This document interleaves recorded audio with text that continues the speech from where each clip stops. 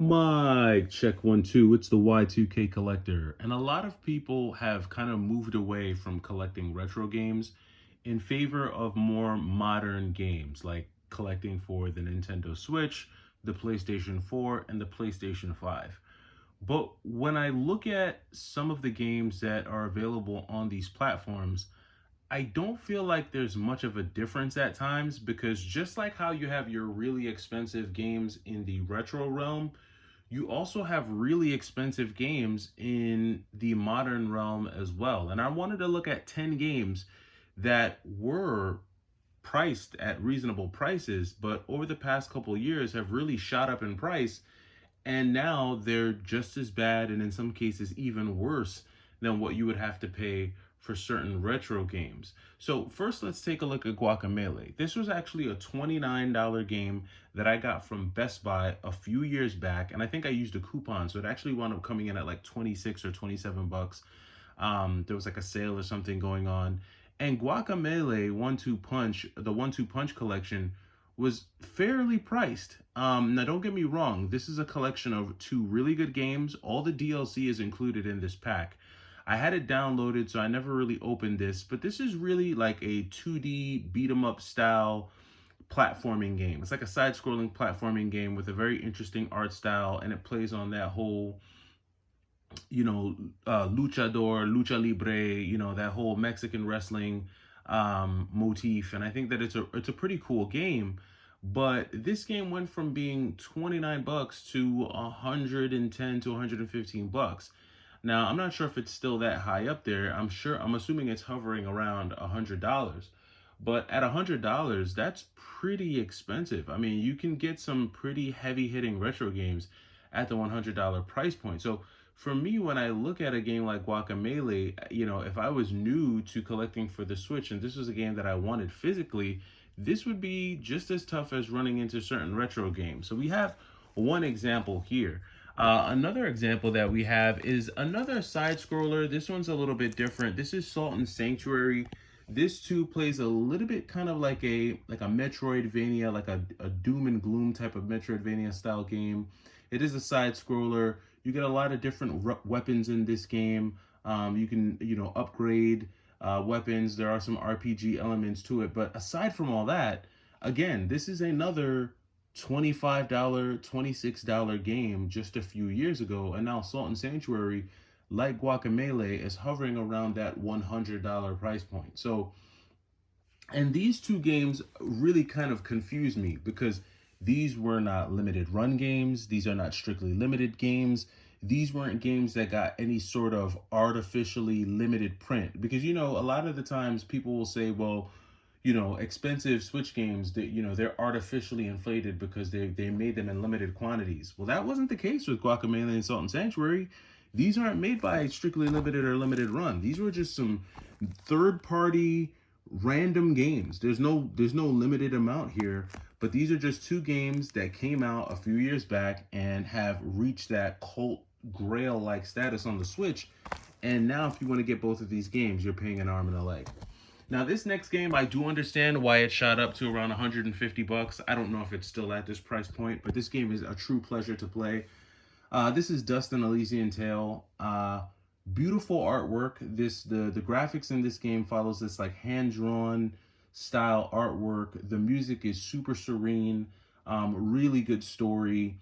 I love the hack and slash gameplay in this one. You can do basically combos and combine the powers that this little fairy that you see here. She shoots out these like little pixie dust type things that add to your hit combo. A whole world for you to explore. Very cool game. The whole theme of the sword being alive, it's just a very cool game. But back to the price, this one does make sense as to why it's a little bit more expensive. This is one of the early limited run releases. As you can see, this was the 12th physical Switch game put out by Limited Run. So this is really early in Limited Run's life cycle. This one I wanted to have in the collection for sure. I'm a huge fan of this style. I wouldn't quite say that this is Vanillaware, but it kind of feels a little bit like Vanillaware as you play through it. But a very fun and interesting game. But this game too, if you want to experience this game, if you want to have it physically, get ready to ante up over $100 for this one. Now, these next two, they're special editions, so I can understand why they're a little bit pricier. But them being these two games, these next two games being special editions, don't justify the price to a degree. One of them is actually getting a re-release, and I recently talked about it on the channel, and that is The Messenger. Now, this version of The Messenger is about $300 right now for the Switch. $300 is a lot for a game. I mean, at $300, you're entering like Sega Saturn status, Neo Geo status, Sega CD status, like some of the pricier games. Like now you're getting up there when you're talking $300, right, for The Messenger. And I'm not gonna say that it's because it's a special edition, because I've got a bunch of special edition Switch games, and a lot of them barely scratch the surface of $50. Most of them are actually like $40 to $45. It just so happens that The Messenger is a really good game. Think Ninja Gaiden, right? Old school Ninja Gaiden is basically what this is, with a modern twist and a modern take and some really cool features. But this is a really cool game. They are re-releasing this game, so if you do want it physically, you don't have to get the first print that came out by Special Reserve. I'm not sure when the reprint is supposed to be dropping. You guys can put that down in the comments. So for anyone interested in this one, you don't have to spend a lot of money, because this game is getting a reprint. But this is quite expensive still, $300. And then this special edition game, it makes sense to me for sure. So this is the LSD collection. It's a collection of basically a bunch of shoot 'em ups. This is just a collection of really great shooters that came out. And the real stick with this one, and I've toyed with selling this actually a few times, but I've ultimately wound up keeping it in the collection. I kept it mainly because of this. Usually, whenever I have a special edition, a big box special edition game, it needs to have something in it that makes it worthwhile. This mini Game Gear is super cool, right? I've seen these mini Game Gears before. They sell them separately. Like, you could find these little mini Game Gears online. I've never seen one this color. This color is actually really sick. That cream with like the teal, that whole like cream with the teal buttons and like the blue start button. I thought that just the color was sick. And then the fact that it comes with like this super size, this little magnifying deal here to maximize the screen, I thought was really sick as well. Haven't bust this open, again, because I've toyed with the idea of selling this in the past, but I think this is ultimately going to stay in the collection. I don't believe that this big box got a North American release. I don't think it did. If I'm wrong, you guys can let me know down in the comments, but this is why I still have this one. So here you've got 5 Switch games, 2 that are special editions, so I get it, especially the Special Reserve game. This was a numbered release. I kind of understand why that's expensive. Dust, it's the 12th limited run release. I get it. That kind of makes sense. But these 2 right here, there's no real reason why these games are at $100. Guacamelee and Salt and Sanctuary, not really understanding it. But these are 2 Switch games that are right up there in terms of high prices. Now let's look at the PlayStation 4, because a lot of times, we talk about the PlayStation 4 and we say, well, the PlayStation 4 is better. Well, let's talk about this game here, Blasphemous. I actually enjoyed playing Blasphemous on the PlayStation 4. I actually went really far in Blasphemous on the PlayStation 4. Started playing it on the Switch, then switched to PS4 because it was just, I don't know, it felt more fun to play on that system for a while. And then I stopped playing it there and I went back to the Switch, and I ultimately beat the game on the Switch. Blasphemous, for those of you who don't know, it's an amazing Metroidvania style game. Lots of twists and turns, lots of side missions, lots of riddles, lots of deciphering. The whole game is spoken in Old English, like here to, where to for, hither thou. It's like written in the language is spoken in King James. You know what I mean? It's just, it's that type of game. Very fun, great boss battles, iconic game. I would say that this is probably one of the best, if not the best, modern Metroidvania style game that we've seen, just because of the originality. You're a trendsetter when a lot of games try to mimic you. They've made a lot of games that have tried to mimic Blasphemous, everything from Moonscars to there's a recent game that I picked up not that long ago. I can't remember the name of it now. It's escaping me. So many games have tried to mimic Blasphemous, it's not even funny. Death's Gambit, Afterlife, that too kind of like tries to mimic Blasphemous. There's a few games on the Switch that try to mimic the Blasphemous formula. None quite executed quite as well. As you can see, I really like this game. On the PlayStation 4, so it's expensive on the Switch, but even on the PlayStation 4, this is still a $100 game. Mind you, this is not the limited run version of this game. This is still the Team 17 print. So this is the second print of the game, the second print run of this game that has all the DLC and everything like that. But again, $100 for this game. Now, I can understand if this was the limited run version, the first print, that does make a little bit more sense. This had a general release. This was a general release. You could have picked this up in many places, many ways. It came out on many platforms. You could play Blasphemous on the Xbox One, PS4, Switch, yet it still goes for $100. Now, it is a really good game, and that could be the part of the reason why it's expensive, but it is an expensive game nonetheless, and it's a modern game, right? This one, I don't know. This one is kind of on its way back down. It had some artificial inflation for a while. But this is Deadpool. Obviously, we all know what happened when the Wolverine Deadpool movie came out. Almost everything Wolverine Deadpool went sky high. I mean, almost everything. The pops, Deadpool pops went crazy. This game shot up to like 150 to 175 bucks. Wolverine, X-Men Origins Wolverine Uncaged shot up to like 150, 175 bucks. Both of those games went crazy. They both have come back down to earth since then. Deadpool is still, though, like an $80 to $90 game for the PlayStation 4, maybe even $100. I might still push 100, I'm not sure. But still an expensive game on the PlayStation 4. Is it an amazing game? When I played this game on the 360, it actually gave me a little bit of motion sickness, so I had to stop playing it. I don't know why. Somebody in the comment section said that it was because of the frame rate. I guess the frame rate on the N60, look at me, the frame rate on the 360 rather was not that good. I don't know if it's better on the PlayStation 4. I haven't played a lot of it on PS4. I do like it though. It's basically like an action adventure hack and slash style game. With some shooter elements because obviously Deadpool does have a gun. Cool game, has all the nuance and M-rated language that comes with Deadpool.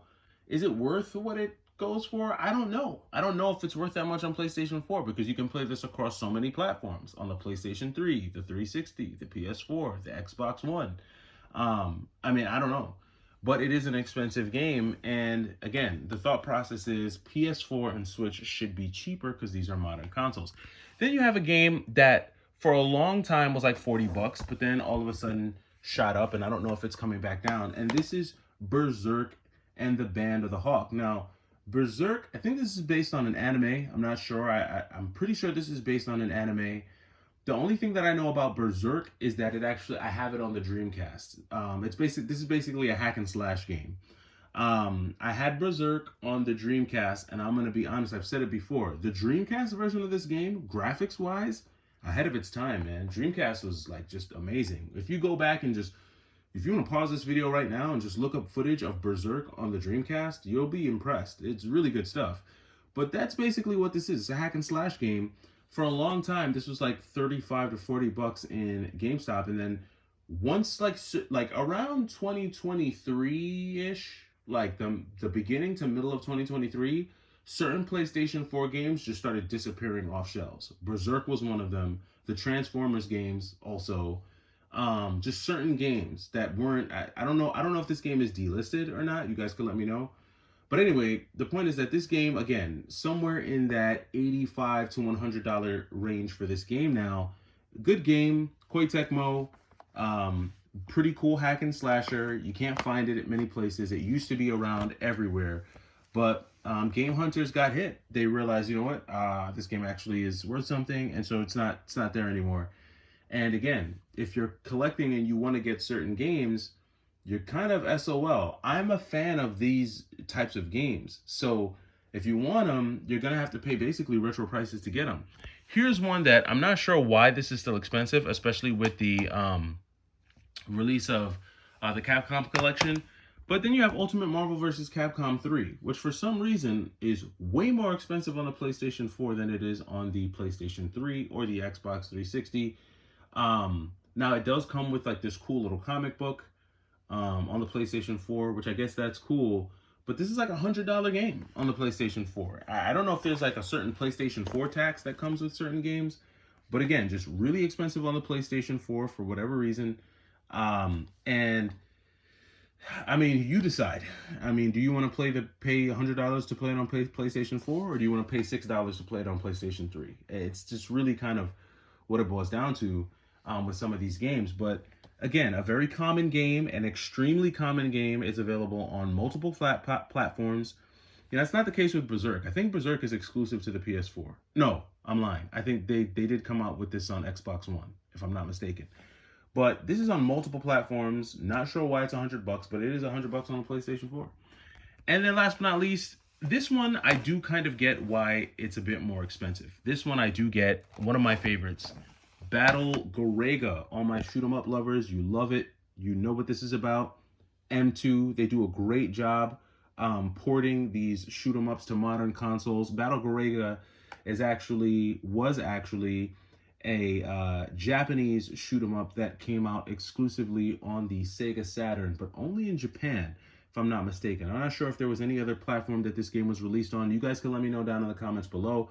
But Battle Garegga is one of my favorite shoot 'em ups. Not quite top 5, probably top 10. Mostly because of the music. I think there's great animations in this game. I think the gameplay is pretty cool. But primarily for the music is why I am a fan of Battle Garegga. But I do understand why this one is expensive. It is a port of a game that's already expensive, because I'm pretty sure the Sega Saturn version of Battle Garegga still goes for somewhere between 200, at least 200. I know at the height of things, it was like up there, like 300 plus, if I'm not mistaken. Could be wrong, but it was really expensive on the Sega Saturn. I know because I have an extensive Sega Saturn import shoot 'em up library. So, and Battle Garegga just didn't make the cut because it was just too expensive. I didn't feel like it was worth it at the time. But when I realized that they came out with it, that M2 had done it on the PlayStation 4, I knew that I was going to have to pick it up here. And it's an expensive one. I mean, even on the PlayStation 4, you're still looking at about 120, if I'm not mistaken. So, again, modern consoles, modern games, retro prices, right? So it's kind of like, what do you do in 2020?